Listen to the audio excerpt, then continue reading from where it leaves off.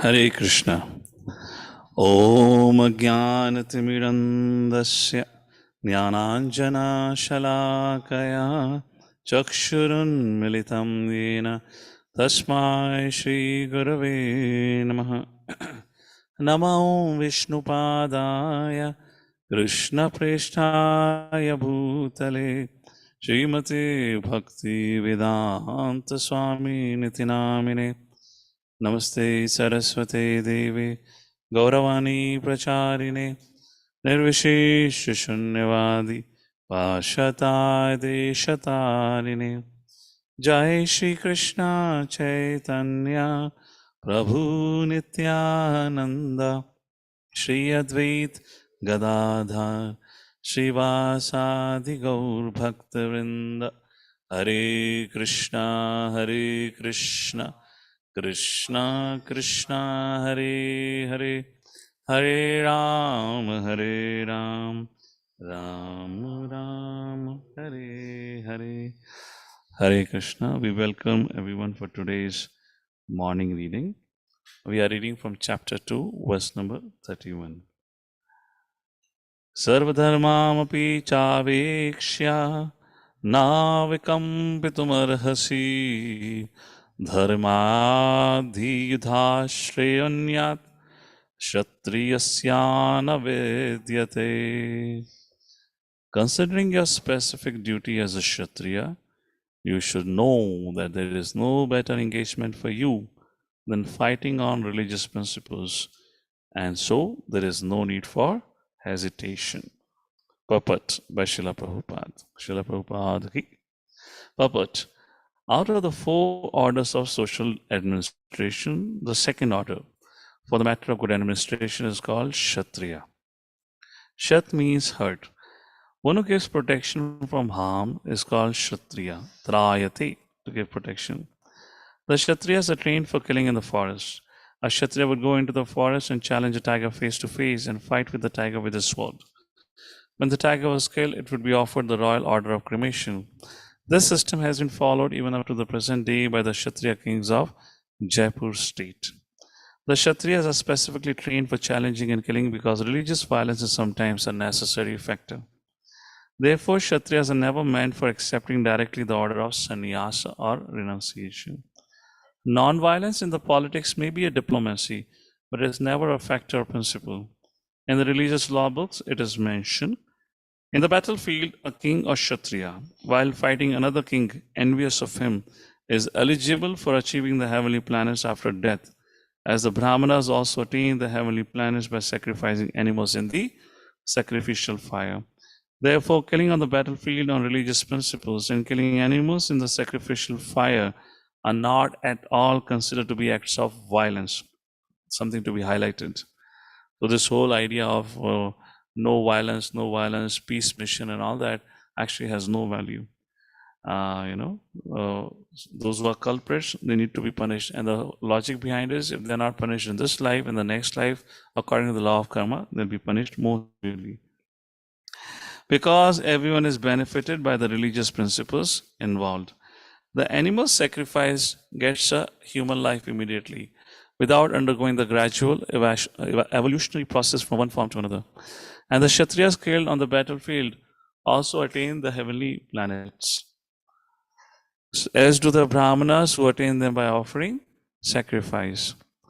There are 2 kinds of swadharmas. Before we go ahead, but in Kali Yuga, this animal sacrifice is prohibited. Just FYI. There are 2 kinds of swadharmas, specific duties. As long as one is not liberated, one has to perform the duties of his particular body in accordance with the religious principle in order to achieve liberation, which is called as Varna Dharma, or you can call it Swadharma. When one is liberated, one's Swadharma, specific duty, which Prabhupada just wrote above, becomes spiritual, that is Nitya Dharma, and is not in the material bodily concept. In the bodily concept of life, there are specific duties for the Brahmanas, Kshatriyas respectively, and such duties are unavoidable. Swadharma is ordained by the Lord, which means Kshatriya, Brahmana, Vaishya, Shudra, these responsibilities are ordained by the Lord. And this will be clarified in the 4th chapter. On the bodily plane, Swadharma is called Varnashram Dharma. As I said, Varna Dharma is called Varnashrama Dharma. A man's stepping stone for spiritual understanding. Human civilization begins from the stage of Varnashram Dharma, or specific duties in terms of the specific modes of nature of the body obtained. Discharging one specific duty in any field of action in accordance with the orders of higher authorities serve to elevate one to a higher status of life. Kindly highlight for yourself. Discharging one specific duty, which means according to one's varna, performing a duty in accordance with higher authorities, serves to elevate one to a higher status of life. This subject matter will be discussed more in the third chapter, where Krishna speaks about how work becomes worship, how work becomes yoga. And the work, if it is ordained by scriptures, when it is performed, that itself is worship of the Lord. So before we move ahead, I just want to make here a point here. Lord Shri Krishna is telling about, do not forget your specific duty as a Kshatriya. You are fighting to establish religious principle. So Arjuna's dichotomy, Arjuna's confusion arose because of ethical crisis. Ethical crisis where both the options are correct. And ethical crisis was between his Kula Dharma versus Varna Dharma. Kula Dharma means taking care of family, preventing his Kula, dynasty. And Varna Dharma means as a Kshatriya to protect the whole community. So should I protect the community's interest or should I protect the interest of my family? That was a conflict. And as a Kshatriya, because he's an administrator, what was his responsibility? To follow or to protect the community over the family, which Arjuna got confused. This is another way of explaining how and why Krishna encouraged Arjuna to fight. Text number 32. So now Lord Shri Krishna begins to talk about from verse number 32 to verse number 37 about Karma Kanda. Okay, Arjuna, well, first of all, you understood you're not the body but spiritual. Now you fight for your sake because once you perform your duty, you enjoy the results. You get the results, you enjoy it. So why are you giving up on the enjoyment of life like that? Krishna speaks about Karma Kanda. So in other words, what will I gain? If Arjuna would have to ask Krishna, my dear Lord, if I fight, what will I gain? Arjuna, if you win the war, you get the kingdom. If you lose the war, you die in the battle, you go to heaven. So this is called as Karma Kanda, where a person does every action thinking, what's in for me? But Karma Yoga is what's for Krishna. That's the difference. Text number 32. Yadrachaya chopapannam swargadvaram apavratam Sukhinha Kshatriha Patha Lavante Yutham Idrisham. To make the text size 180. It's too small for anyone to read.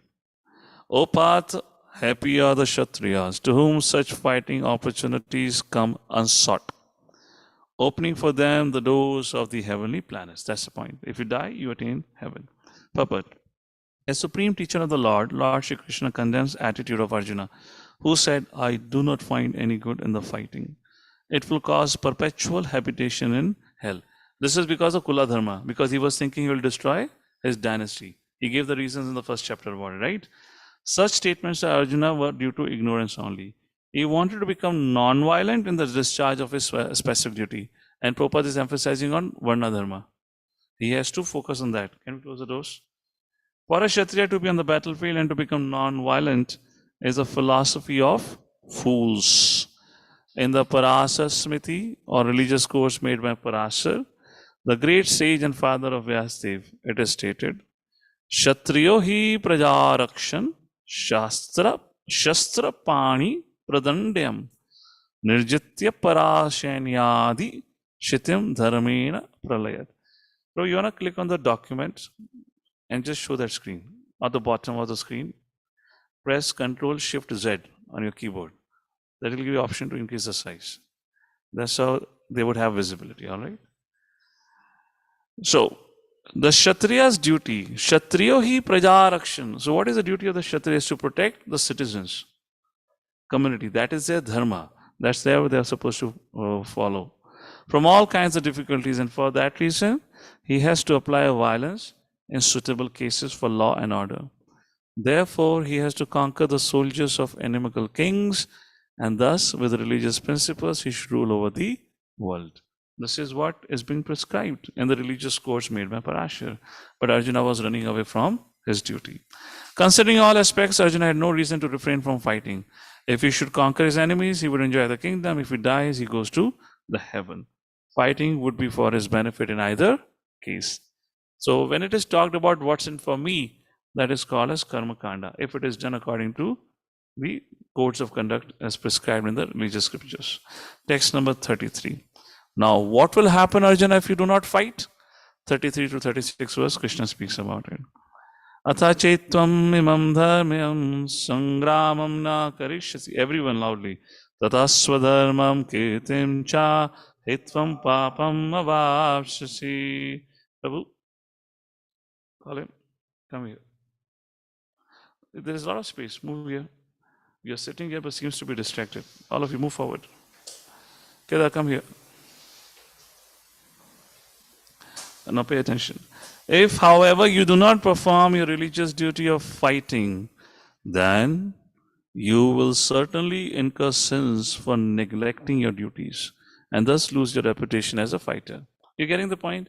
You are a police chief and there is a crime going on. You say, no, my brother-in-law is involved, so I will not fight. So he would be thrown away from his duty or not? So simple. So Krishna is saying, you will incur sin. What will people talk about him? There will be this news about him all over the place. Such and such police chief, because of his nepotism, he did not capture or he did not imprison his own relative. And everyone laugh at him. That's what Krishna is saying here. Your reputation as a fighter would be destroyed. Purport. Arjuna was a famous fighter and attained fame by fighting many great demigods, including even Lord Shiva. After fighting and defeating Lord Shiva in the dress of a hunter, Arjuna pleased the Lord and received a reward, a weapon called Pashupat Astra. Everyone knew he was a great warrior. Even Dronacharya gave him benedictions and awarded. So he was credited with so many military certificates. So Prabhupada is saying he was a great military. He was a great bowman. He was a son of Indra. But now if he abandoned the battle, not only would he neglect his specific duty as a Kshatriya, so he was not only a Kshatriya, that he is born in a Kshatriya clan, but he was a great warrior. And it is his time to act on that. When it is time to act on that, now he's running away. So Prabhupada says, or as Krishna is saying and Prabhupada elaborating, if he do not perform his specific duty as a Kshatriya, he would lose all his fame and good name, and thus prepare his royal road to hell. In other words, he would go to hell, not by fighting, but by withdrawing from battle. Text number 34. So first, Krishna says, if you do not perform your duty of fight in the battle, then you will incur sin. People will belittle you. Text number 34. What happens next if you do not fight? Akirtim chapi bhutani katha yishyanti te vyam sambhavavitasya chakirte marana atirichyate. Akirtim, infamy. People will always speak of your infamy. Oh, Arjuna was a coward. That's the reason he ran away from the battle. And for a respectable person, dishonor is worse than death. So some Catholics filed a case against Bhagavad Gita in Russia, saying that Bhagavad Gita instigates violence. Now imagine if there is a fight going on between two countries, and the general of the army at one side says, no, I will not fight. Are you supposed to tell him, go and defend your country? Or are you supposed to tell him, oh, wonderful decision, you have made a choice that you should not fight? What will you say? So are you promoting violence? You're not promoting violence. So unless we understand this, this is a war happening between, it's a war happening between two enemies. And if you do not fight to prevent your rights, they'll take away all your rights. So it's like fight between India and Pakistan. So army general says of India, oh, we cannot fight. I'll follow the principle of Mahatma Gandhi. Om Shanti, Shanti, Shanti. You slap me here and then you slap me here, take away my kingdom, no problem. You live peacefully. This is ridiculous.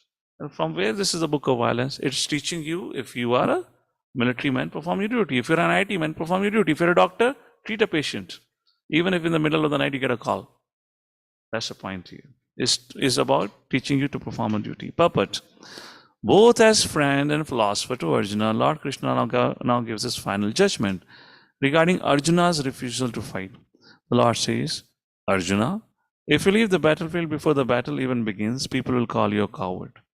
And if you think that people may call you bad names, but that you will save your life by fleeing the battlefield, then my advice is that you would do better to die in the battle. Better for you to die in the battle than to run away. For a respectable man like you, ill fame is worse than death. So you should not flee for fear of your life. Better to die in the battle. That will save you from the ill fame of misusing my friendship and from losing your prestige in society. So the final judgment of the Lord was for Arjuna to die in the battle and not to withdraw. In one of the wars in Rajasthan between the Islamic invaders, and of course, there was probably the Punjab province, Punjab or Rajasthan border. In one of the wars between the Islamic invaders and the particular our Kshatriya king, this is just hardly 400, 500 old story. This is, I'm talking on the Pantha of Guru Gobind Singh, in that Pantha. So these all are Kshatriyas. So during one of the fights, some of these soldiers ran away from the battle. And when they reached their home, so the wife did not open the door, and wife asked from inside, "So, are you victorious? Why have you come back?" Because they ran away from the. This is a real story. I'm going to discuss all this history in our Jaipur Udaipur Yatra because we're visiting all the historical places. And the Kshatranis, the wives asked, "Have you won the war? What's the news?" They could not say anything. And they again asked, "What is the news? Have you won the war or you lost?" And the man said, "No, we lost the war. We trying to save our life. We ran away because we wanted to be with the family." You know what the wife says? "Will not open the door. Get lost. You cannot come back to this home. You are dead for us." This is Kshatriya spirit. Why I'm emphasizing this, I just find it utterly ridiculous when people say Bhagavad Gita is instigating violence. Bhagavad Gita is not teaching a neighbor who is a doctor to take a knife and kill his neighbor. That is violence. It's talking about a person who is supposed to, protect his kingdom, to fight for the right. And that is what is going on here. And if you see from that cultural perspective, understanding of a varna, Kshatriya duty, then it is actually inspiring you to perform your duty regardless of you are a Brahmana, Kshatriya, Vaishya, Shudra. Here student happened to be a Kshatriya. If it was spoken to Dronacharya, Lord Shri Krishna would inspire him to perform his Brahmanical duties.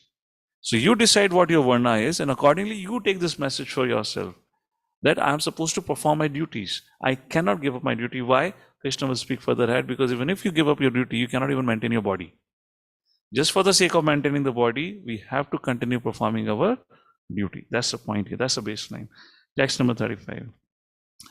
Bhayadranad mamashante tvam maharatha isham chatam mahamato bhutva yasya silagavam.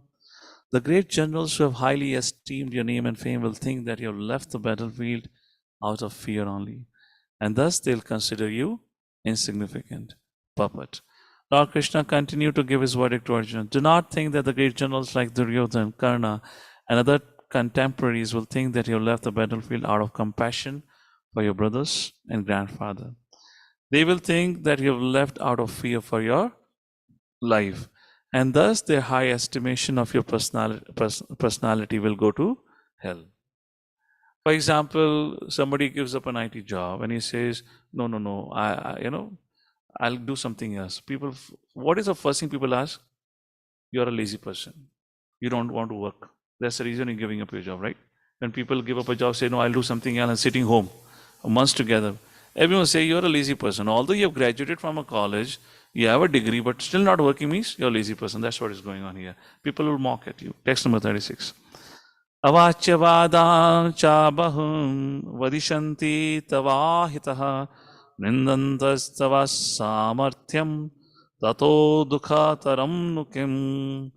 Your enemies will describe you in many unkind words, O Arjuna, and scorn your ability.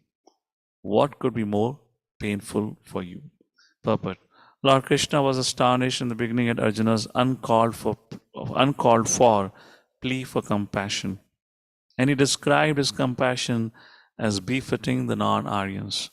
Now, in so many words, he has proved his statements against Arjuna's so-called compassion. So this is a very important section if ever you feel a little bit discouraged in performing your responsibilities. And then you read this section as Krishna speaking to you. Oh, so-and-so, why you should perform your duties. Like that. Text number 37, Krishna concludes here. Hato va prapshasi swargam jitva va bhokshase mahim Tasmad utishta kanteya yudhaya kritna nishaya. Tasmad utishta kanteya. Utishta means get up, Arjuna. Yudhaya kritna nishaya, and fight with confidence. O son of Kunti, either you will be killed on the battlefield and attain the heavenly planets, or you will conquer and enjoy the earthly kings. Therefore, get up with determination and fight. Purport. Even though there was no certainty of victory for Arjuna's side, he still had to fight.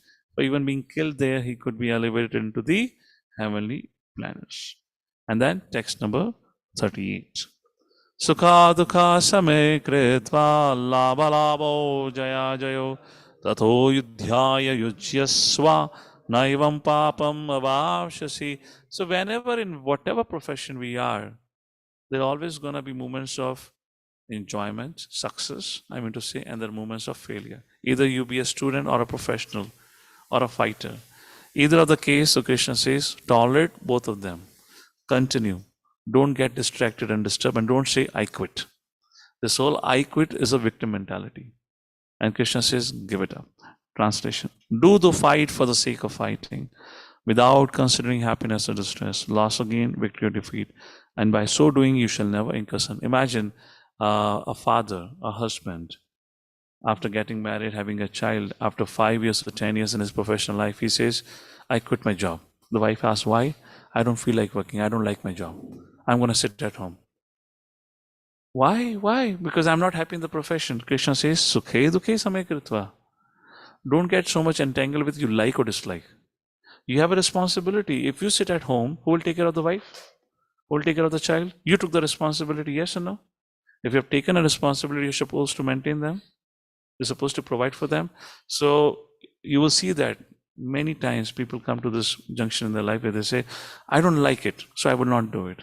And today's generation has become so much mental because of it. I would not say mental because today's generation is too mental. So they only function on I like and dislike. That is not how the life lived. If that was how the life would have been lived, you would not have got food on your plate. If your mother would have started saying, no, I don't like cooking today, I will not cook, it's so hot, you would not have got food. So today what you are is because people in our culture have sacrificed for others without giving a consideration to my like and dislike. If we do it in a mundane affairs, imagine how much we have to do this in spiritual affair. In spiritual life, where we bring our mindset, no, I'll do this because I like this, I will not do this, I don't like it. There's no question of it. So far Lord Shri Krishna has spoken about what's in for me. If you fight, you gain this. If you don't fight, what will happen? Now Krishna says, Arjuna, this is inferior. Let me tell you far better. So far, it was about you. But now you perform your duty for my sake. And that is what all the devotees here we are trying to do. We are trying to perform our duty for the sake of Krishna. There to this question of I like or dislike just does not exist. And then when we perform our duty in their consciousness, that work becomes yoga. Text number 39. Oh, Purport we read? Oh, Purport we read. Purport of text number 38. Lord Krishna now directly says that Arjuna should fight for the sake of fighting because he desires the battle. There is no consideration of happiness and distress, profit, gain, etc., etc. Reading the verse below. Devashi bhutat nirnama pitrana naking karonayonani charajan sarvatmanahya sharanam sharanyam gato mukundam parihrityakartam. Anyone who has completely surrendered to Krishna Mukunda, giving up all other duties, is no longer a debtor. Nor is he obliged to anyone, not the demigods, not the sages, not the people in general, kinsman, humanity, forefather. That is the indirect hint given by Krishna to Arjuna. And the matter will be more clearly explained in the following verse. So Prabhupada is kind of giving a prelude to the section which is about to start from verse number 39 to verse number 53, where Lord Shri Krishna talks about Buddhi Yoga, Bhakti Yoga, or Karma Yoga. There are different names for the same concept. Text number 39. Eshate bhahita sankhya buddhi yoge tamam shunu. Suno. Shunu means suno. Buddhya yukto yaya partha karamabandham parashasi. Thus far I have described this knowledge to you through analytical study. Now listen as I explain it in terms of working without fruitive results. O son of Pratha, when you act in such knowledge, you can free yourself from the bondage of works. Another fallacy or flaw that I see in today's generation is even before you begin to tell them anything good for them, they begin to give excuses. And imagine while Krishna was speaking to Arjuna, after every verse, if Arjuna had to give excuses, further explaining why he gave that reasons, you would have ever had a Bhagavad Gita? Yesterday, giving you a statistical analysis of Bhagavad Gita. If in case you have not attended it, please do hear yesterday's evening session. What was that? The most essential teaching of Bhagavad Gita. Please do hear it. I'll send a message about it. People are often confused what Krishna wants us in Bhagavad Gita. Now, in that we saw Krishna speaks for more than 450 verses. And Arjuna had approximately 83 verses. Now, if you see today's generation, you give them a piece of advice. Now, if you direct them, if you teach them what is right, they have to hear. Even before people hear, they begin to give excuses. No, this is why I said, this is what I did. So imagine what would have been Bhagavad Gita.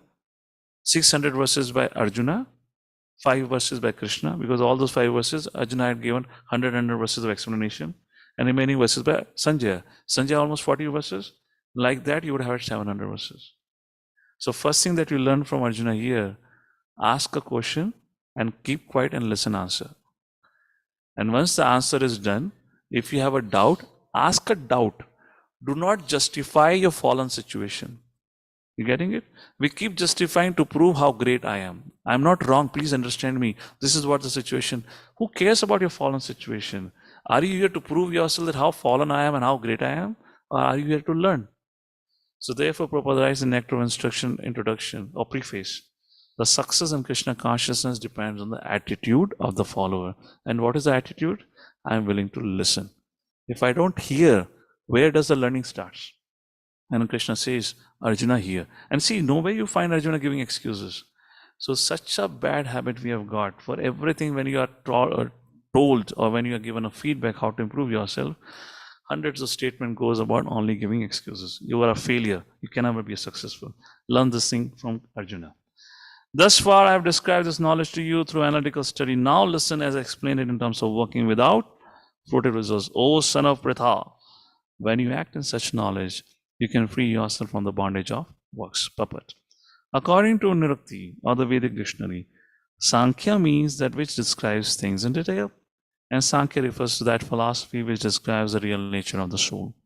And yoga involves controlling the senses. Arjuna's proposal not to fight was based on sense gratification. Forgetting his prime duty, he wanted to cease fighting because he thought that by not killing his relatives and kinsmen, he would be happier than by enjoying the kingdom after conquering his cousins and brothers, the sons of Dhritarashtra. In both ways, the basic principles were for sense gratification. Happiness derived from conquering them and happiness derived by seeing kinsmen alive are both on the basis of personal sense gratification, even at a sacrifice of wisdom and duty. Krishna therefore wanted to explain to Arjuna that by killing the body of his grandfather, he will not be killing the soul.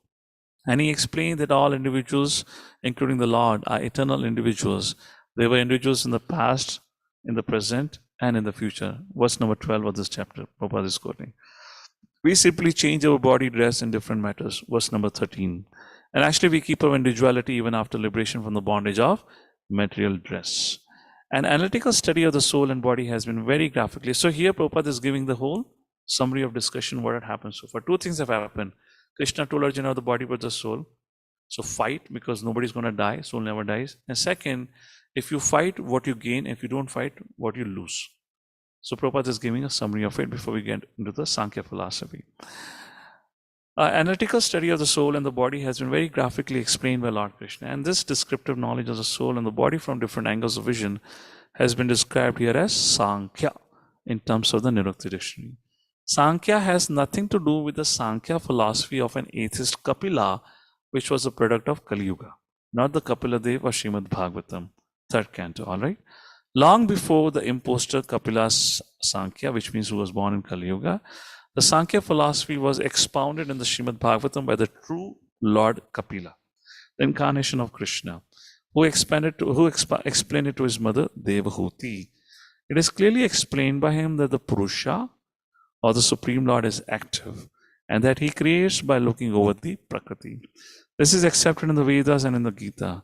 The description in the Vedas indicates that the Lord glanced over the Prakriti or nature and impregnated it with atomic individual souls. All these individuals are working in the material world for sense gratification. and under the spell of material energy, they are thinking of being enjoyers. This mentality is dragged to the last point of liberation when the living entity wants to become one with the Lord. I am that. This is the last snare of Maya, or sense gratificatory illusion. And it is only after many, many years of such sense gratificatory activities that a great soul surrenders unto Vasudev, Samahatma Sudurlabha, Lord Krishna, thereby fulfilling the search after the ultimate truth. Arjuna has already accepted Krishna as his spiritual master by surrendering. Shishyasya sadimam tam prapanam.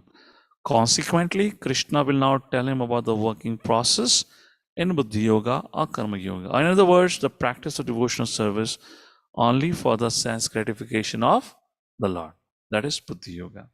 This Buddhi Yoga is clearly explained in chapter 10, verse 10. Tesham satata yuktanam vajata pritipurvakam dadami buddhi yogam tam yenamam upiyantite. So one who is therefore situated in devotional, transcendental, loving service of the Lord, in other words, who is in Krishna consciousness, attains to the stage of Buddhi Yoga by the special grace of the Lord. The Lord says, therefore, that only to those who are always engaged in devotional service, He awards a pure knowledge of devotion and love. In that way, the devotee can reach Him easily in the ever blissful kingdom of God. Thus, the Buddhi Yoga mentioned in this verse is the devotional service of the Lord. And the word Sankhya mentioned herein has nothing to do with the atheistic Sankhya Yoga. One should not therefore misunderstand that the Sankhya Yoga mentioned herein has any connection with the atheistic Sankhya. Now today you might be wondering, "Arey, apne ko kya lena? Hum to jante bhi nahi." But Prabhupada had written at a time when people were aware, and this is a law book, which means ever in the future somebody begins to talk about this atheistic Sankhya, so Prabhupada have talked about. That's the thing. You have to see it in a law book sense, not that we don't know, so how does it matter? Nor did that philosophy have any influence during that time, nor would Lord Krishna care to mention such godless philosophical speculations.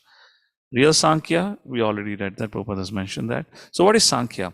Sankhya means analytical description of the soul, just to bring Arjuna to the point of Buddhi Yoga, Bhakti Yoga. So Sankhya Yoga means analysis of this creation. This creation have come into effect because of the mixing of 24 elements.